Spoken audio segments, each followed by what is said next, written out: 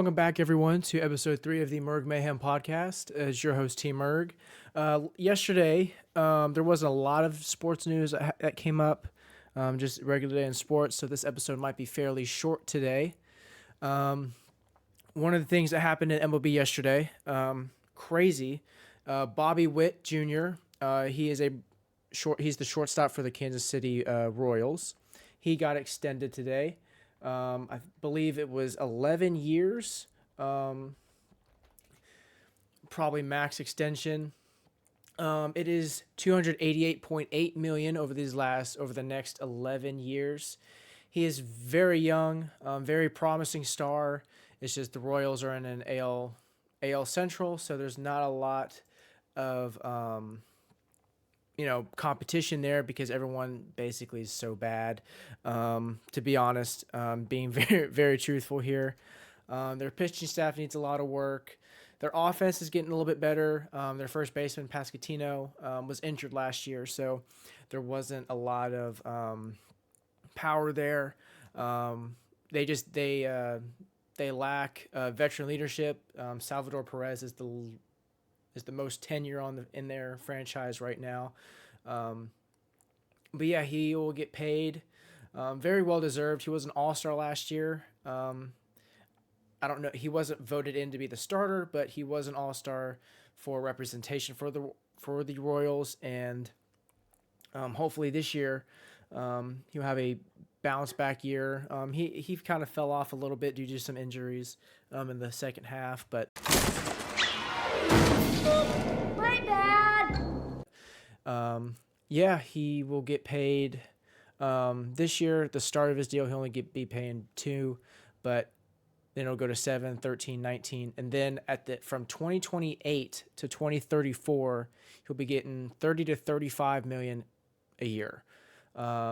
Starting in 2031, he will get a player option, so he can opt out, become a free agent again if he so pleases.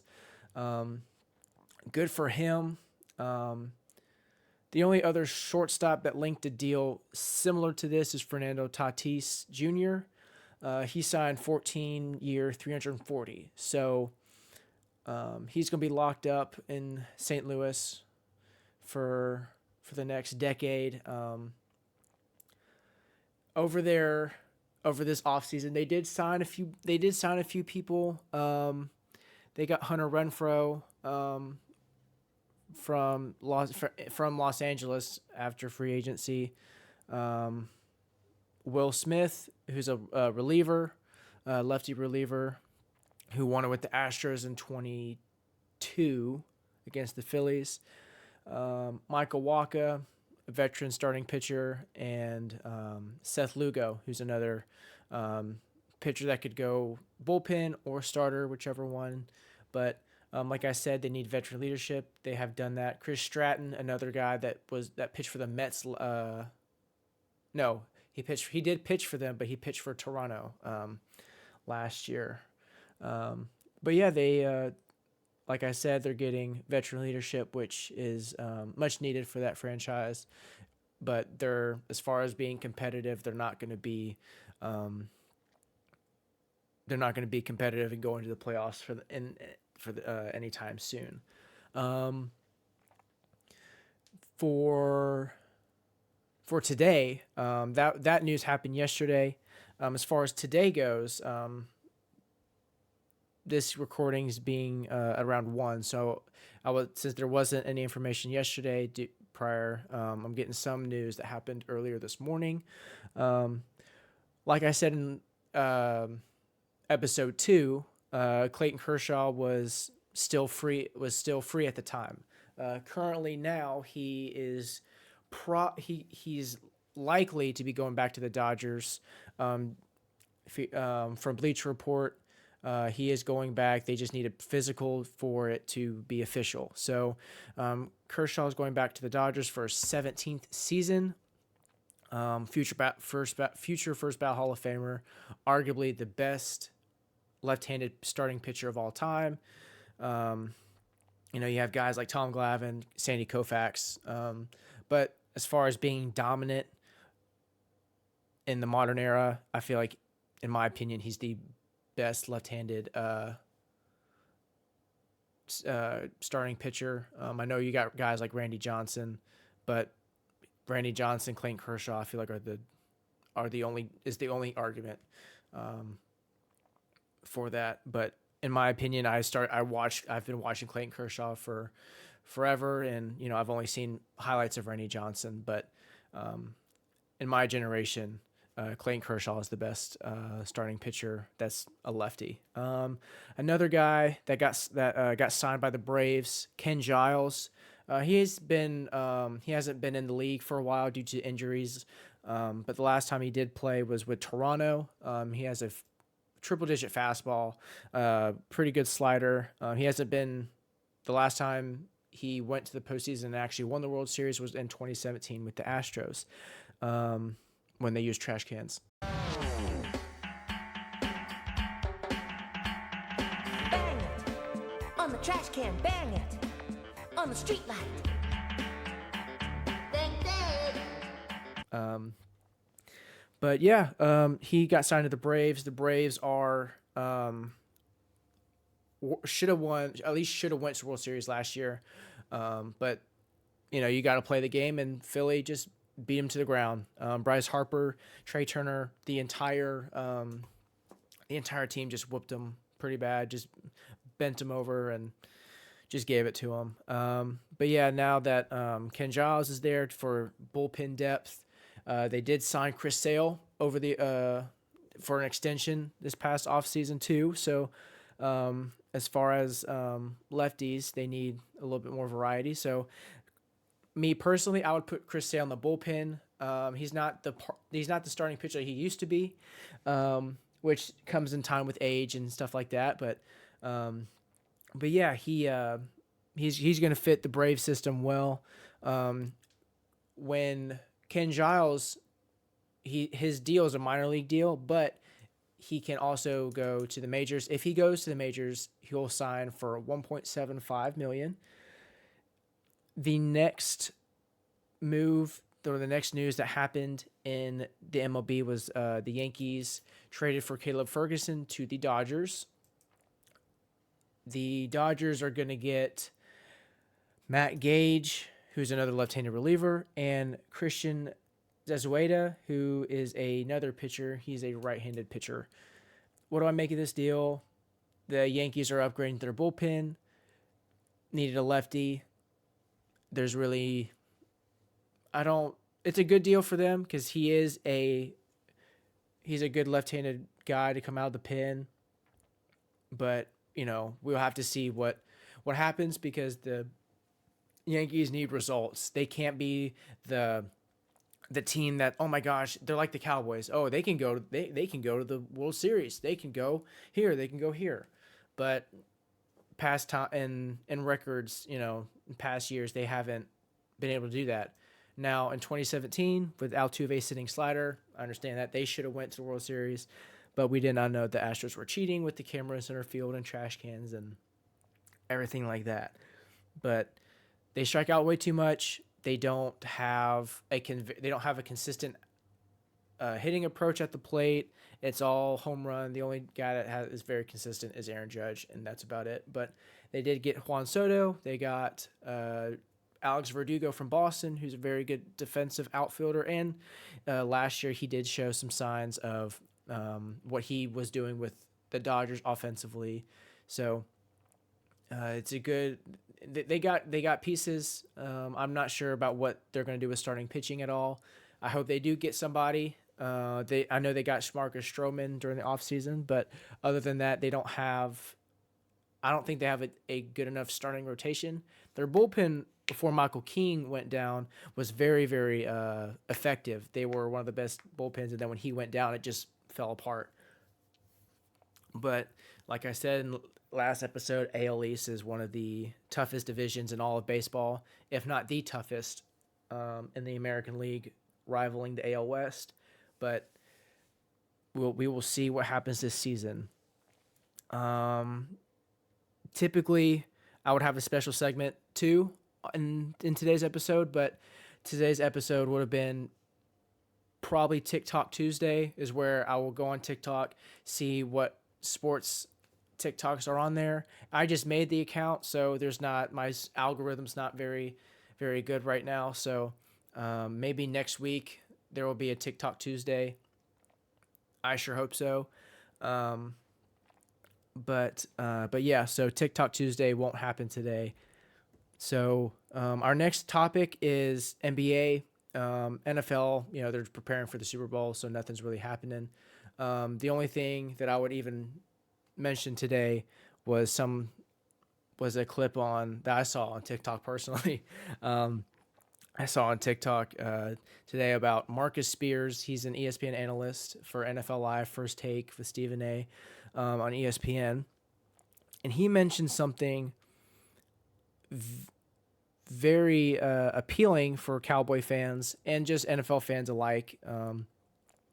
He told Derrick Henry, I don't know what, they were on a show. I forgot. I didn't really know what show it was on.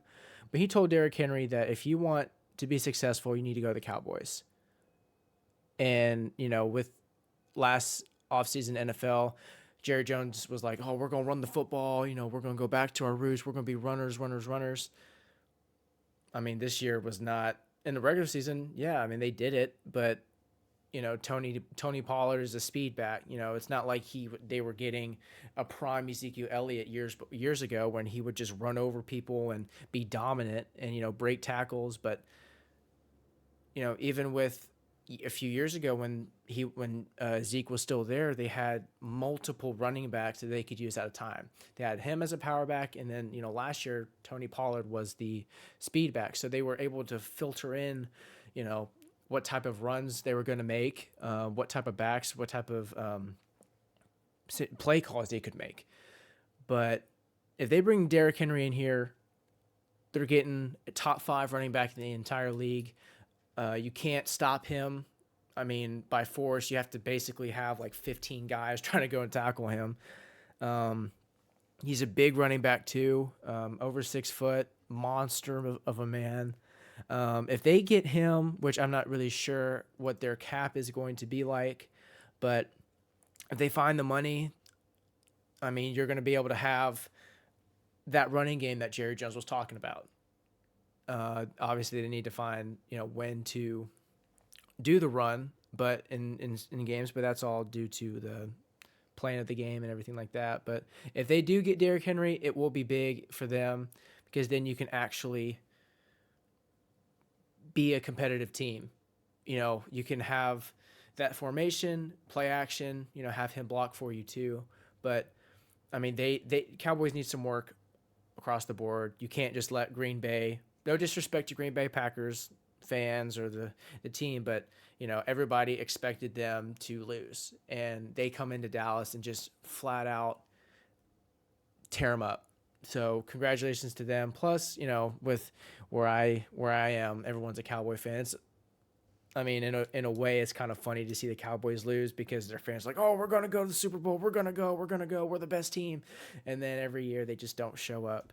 But it is getting a little old. They're getting to where, like I said, in the Yankees, they're the, so-called America's team, and then they just don't go because of expectations. And it's just disappointing to be America's team and not go to the Super Bowl. But that is all for NFL. NBA today, trade deadline I alluded to in last episode, but since it is getting closer and closer, I wanted to talk about the teams that I feel like need to make a move or give suggestions to what they should get. So one of the things that I looked at were the Hornets. There was an alert that I got that said that if Gordon Hayward is not traded, the Hornets will buy him out. I feel like he should be bought out, if not traded, because what you're getting from Gordon Hayward, you're going to get a guy who's, he's past his prime due to his injury from Boston, which was very gruesome. It was terrible. I feel like if everyone on that Boston team didn't have an ego and everyone was healthy and actually wanted to be a part of the team, they would have been able to beat the Warriors and Kevin Durant because that's how they were structured. But I feel like somebody should get Gordon Hayward because of his veteran leadership. And, he's a solid player. I mean, he's not like Utah Gordon Hayward anymore by any means, but he's a decent scorer. Even in his age with all the injuries that he has had, he's pretty athletic. But yeah, hopefully somebody gets him.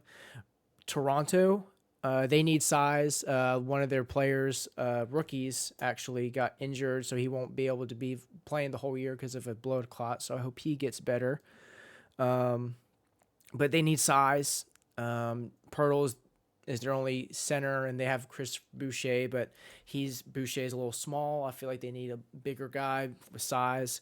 And if they trade for Bruce Brown, they'll be able to. I feel like they should trade Bruce Brown away for him to go to a contender, but also get more pieces back with him because Bruce Brown is so desirable. But yeah, Chicago Bulls. I feel like they should either sell guys for them to rebuild, or just sell LaVine or DeRozan because, I mean, they are in the play-in tournament this year, but, without Lonzo Ball, they don't have a true point guard that they desperately need. I know Caruso is I would say their best playmaker now, with Ball being out, but he's not the playmaker that Lonzo Ball is. But shoot, even Caruso, teams want him. I guarantee you LA wishes that he didn't leave, but Caruso deserved the money after the ring. And, Caruso is one of the guys, is a workhorse that didn't get an opportunity until LeBron got there. And, I'm a Caruso fan, saw him at Texas A&M, and I knew he was going to go to the NBA due to his IQ and his defensive prowess. But Chicago either sell everyone to rebuild or trade LaVine or DeRozan, because I don't think that duo is going to work. Plus, Vucevic, I feel like deserves a better team as well. But I think this is his last year of his contract. But if it is, he's probably leaving because they're not going anywhere. The team isn't going anywhere. Brooklyn, they need size. Ben Simmons is back. He's 6'10". Nick Claxton is 6'11", but they don't have a true center that wants to that wants to bang down low and get the rebounds and everything. But I feel like they need size, and who doesn't need shooting? I mean, every team that I'm going to mention here should pursue shooting, except for a few teams, but everyone needs shooting nowadays. It's a make or miss league from behind the arc, and I feel like they do. Brooklyn needs just a shooter. I know Joe Harris left last year, if not this year, but Joe Harris, when he was with Brooklyn, was the guy that they could count on for a wide open three. Or I mean, shoot, there would be games. One game I think he had 30 at one point. So they need some shooting. Miami, they just need size. I mean, Bam is an undersized center as it is, and you don't have Udonis Haslem anymore. Even though he wasn't meant to play, he was meant to be the veteran leadership on the team. But they just need size, and some of the guys that I mentioned that were free agents right now, they can obviously be the vet minimum if Pat Riley, wants to pay older players, But yeah, they just need size. Phoenix, size again. And they need defense because they don't have enough guys that can stop someone. Phoenix, they just need size, even though Bol is 7'2". It's just, are you going to play him? Yes or no? If not, Drew Eubanks is 6'9", and Nurkic will get in foul trouble. Even though he is 7 foot, he will get in foul trouble. Or he's susceptible to being in foul trouble. So another big that you can put in there that is actually a center and not undersized at all. Houston, Houston is the 11th seed, so they're in the playoff race. They just need veteran leadership and shooting. They have the scorers. They have Jalen Green, Şengün, and Jabari Smith is a streaky shooter. You know, there'll be times where for a stretch he'll be on. At 6'10", being able to shoot like that is amazing, like he did in college. But then there are times where he'll go 1 for 8 or 3 for 10, something like that. So they need some shooting. And when Steven Adams comes back next year, that will be another veteran guy who can help with the pick and roll coming off the bench, being one of the best screeners in the league as well. So they just need veteran leadership, shooting, and their defense is solid. I just feel like they just need more offensive firepower in Houston. For Orlando, they just need defense. They have the guys that can score: Jalen Suggs, Paolo Banchero, Franz Wagner, and Cole Anthony. And they have Anthony Black to come off the bench shooting, but they just need better defense and might as well add shooting. I mean, like I said, everybody could definitely get shooting. The Warriors are below the Rockets now. They are the 12th seed. You know, those two are the only teams that are in the playoff hunt, if they're not in the playoffs already. But they just I don't really know what they need, because they need defense, because Wiggins has been having a down year offensively, so that's the only thing he brings to the table. Gary Payton's out for a little while. Chris Paul is out, with his defensive mind and IQ, because he was a steals champ, so he knows how to defend. They like Jonathan Kuminga is their next scorer, I would say. I mean, the only scorer they have is Steph Curry, to be honest, and Wiggins is having a career low in points, so I'm not really sure what they need other than size, because they are having, I checked on ESPN, their depth chart is having Draymond Green at center now at 6'7", and Kuminga's in there just because he's been playing well when he was out, so you need to have him be more consistent in his play, so you had to put him in there. And so, I mean, other than size, I don't know what the Warriors need. The Jazz, they're 10th in the West. They're in the play-in if playoffs started today. It's just hard with these West teams because the West is the superior conference at the East. They know it's it's just difficult because the Jazz have good players. It's just everyone in the West is better. I mean, the Jazz have Lauri Markkanen and John Collins as their front line, and they have good guys that come off the bench. Taylor Horton Tucker, for example, the guy they drafted from Kansas, I can't pronounce his name, but he's a guy that can shoot. It's just everyone else is better, and I just feel like they just need veteran leadership, and maybe some defense to help with offensive points per game, but they're just young, and they just need to basically wait till meet these good players like LeBron, KD, and Curry, and all these dynasty teams, quote unquote dynasty here, are over, and then the Jazz will be able to soar up a little bit due to being young. But I would just say defensive veteran leadership for them. And the Lakers, I don't know. It just seems like the Lakers need everything. I mean, Jared Vanderbilt's out, so you lose your, I guess you could call him a lockdown defender. I wouldn't say so, but he's pretty good defender. They need shooting. Cam Reddish has been up and down. I don't even think he's been playing recently, because I know that he's had some injuries as of late, but Gabe Vincent hasn't been playing either. They signed him, but he suffered an injury during preseason, I think, so he hasn't been able to be with the team and actually contribute.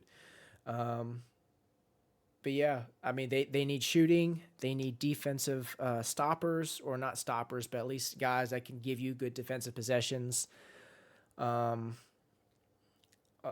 And I feel like the only thing that they need to do is, I'm a big Rui Hachimura guy. I knew him coming from Gonzaga and when he played with Washington.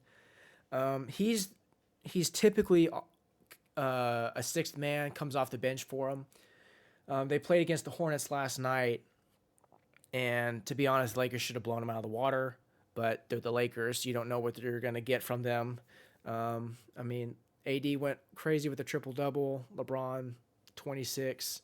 And Russell has been performing very well as of late, probably because he doesn't want to get traded, because who doesn't want to leave LA, to be honest. But they should have blown this team out of the water, and LaMelo Ball was not playing either. So that's terrible for the Lakers. The best player isn't playing, and Miles Bridges, who is the second best player, I'm glad he's back on the court.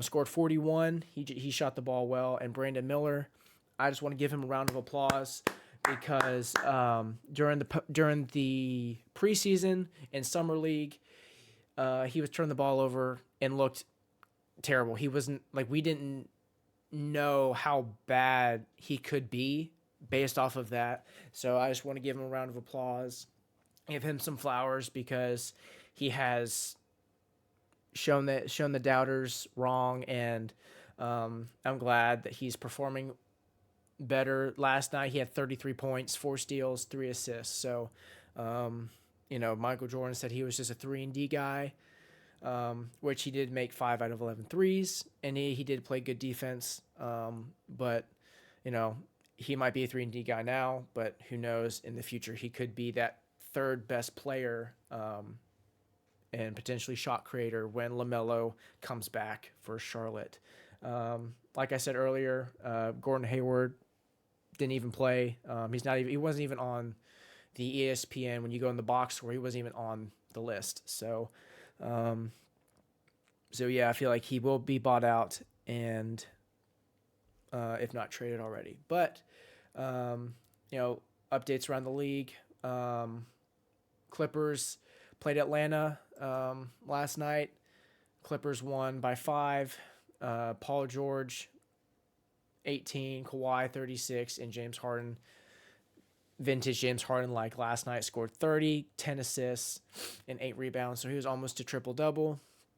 I will say that the Clippers are now ranked 3rd in the West. Do I still think that they are the title contenders? Yes. Are they the best team in the West? No. I still say Denver until otherwise. If they lose in early in the first or second round. I do have Denver going to the Western Conference Finals, in my opinion, even though I would love to see Minnesota or OKC go. But Sacramento played Cleveland last night. Cleveland beat them by 20. They didn't shoot well at all. Sabonis played well, 12 and 19 and 15. So you got Domantas Sabonis stats from him, and Fox went 8 of 20, and Malik Monk went 7 of 12. They just, when you have a Cavs team with Evan Mobley, who's a elite defender, in my opinion, Donovan Mitchell, Max Strus, who's a lights-out shooter when he gets rolling, and Jarrett Allen, who's one of the best defensive centers in the league, it's going to be hard. And then Darius Garland's coming back from his injury, so I'm glad he's on the court as well. But yeah, the Cavs just shot well, and the Kings just couldn't answer back. Sure. Golden State beat Brooklyn last night. I expected them to. Everyone shot way better than they did against the Hawks. So I guess that was just a bad game. But Curry led the team in scoring again. Kuminga, I mean, he's been the most consistent guy other than Steph Curry all year. I hope he gets most improved because he's well deserving of that award. He's playing the games too, and he's the only bright light for Golden State as of now. Ben Simmons didn't even play last night either, so don't really know what's up with him. I mean, he's not Philadelphia Ben Simmons anymore. I know he's having a back injury, and I've had back injuries as well, and I know what it feels like. But if LeBron James is 39 years old, out playing games, Ben Simmons, I feel like that is a problem. And AD was a big component of not playing last year, and now he's playing the games. He's playing more games this year than he did last year. So I'm excited that we're actually going to see what a healthy Anthony Davis looks like. And he's been balling. He's not a roller coaster. Even though he was like that against the Knicks over the weekend. But it's the Knicks without Julius Randle. So that was my only drawback from that game. Is that he only had 12 points. And if Julius Randle was playing, or Mitchell Robinson's been out, but if Mitchell Robinson was playing, shooting numbers are not pretty against the Knicks. If they were 25% from three. They got the win, so Santos, the finish off that's the all green feed really and the foul. matters at the end of the day. Dallas beat Philly. Philly doesn't have Joel Embiid, and Kyrie and Luka played last night, and Maxey didn't shoot the ball well either. I mean, he missed 10 shots, but you know, when you're facing a Dallas team with Luka and Kyrie, it's going to be kind of hard to stop them or slow them down. So yeah, they beat him by 16. I'm just surprised it wasn't worse, to be honest, with Joel Embiid with his injury. And the last game that happened last night was New Orleans versus Toronto. New Orleans is just better than Toronto. They have Brandon Ingram, Zion, and CJ McCollum, that big three. And they have Jonas Valanciunas, who's a very underrated center in this league. Took a picture with him, and good God, is he tall. I'm about 6'2", and people say that I'm tall. That dude is a giant. And, you know, Brandon Ingram, 41, you know, that's Laker Ingram for you. That's basically what happened last night to the Raptors. Ingram just torched them. Only missed 5 shots, by the way. Excuse me, only missed 5 shots, which is very KD-like, very efficient. So yeah, they beat them by 38. So, damn.